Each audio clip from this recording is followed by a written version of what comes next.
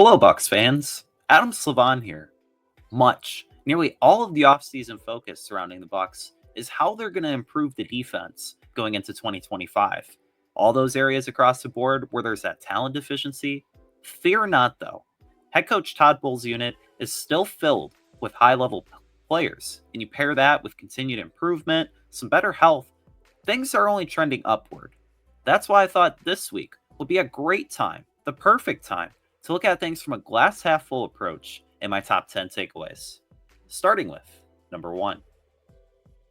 While the Bucs have plenty of work to do revamping each level of the defense, let's look at things from that different point of view. What is there to build on internally going into 2025?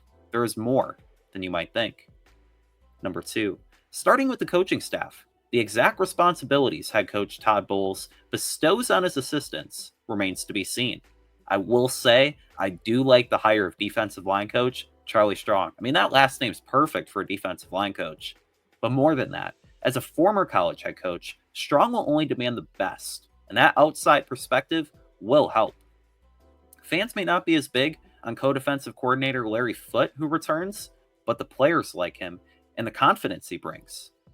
I will say he did have a tough task utilizing a rotating cast of inside linebackers. Number 3.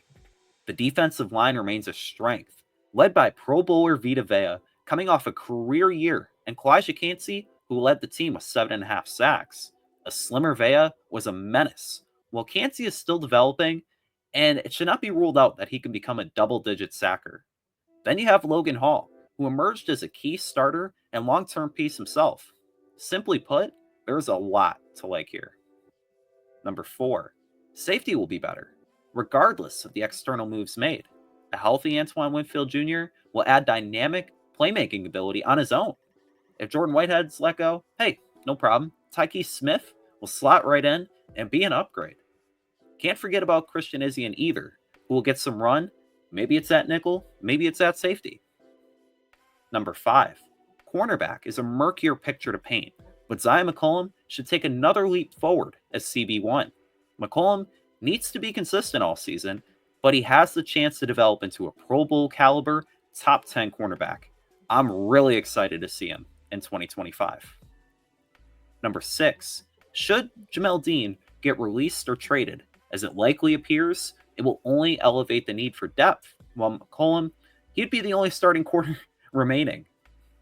Don't think general manager Jason Licht doesn't know that and won't address him fled the position. You want an example? He's drafted 2 cornerbacks in the same draft class 3 times before. Number 7. I admit inside linebacker is a tough area to see some silver linings, but Servassier Dennis will be back and was solid when on the field.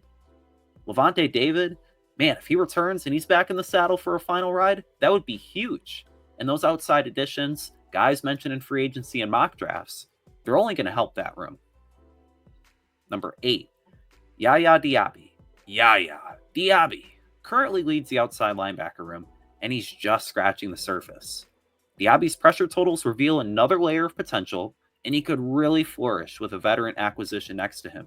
A year 3 breakout appears imminent. I mean, just look at him. Number 9.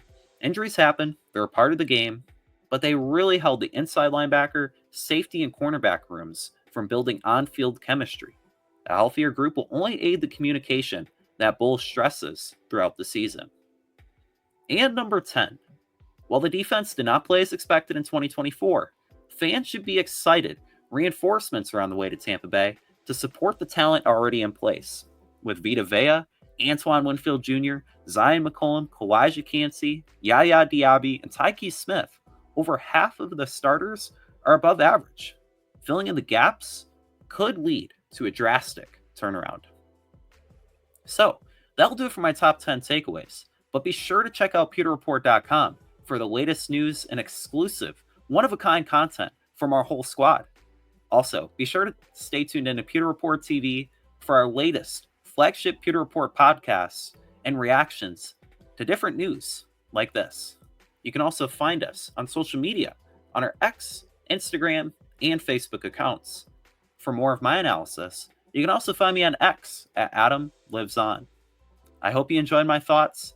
Let me know what you think in the comments below. And I'll see you next week for another top 10 takeaways right before the 2025 NFL Scouting Combine.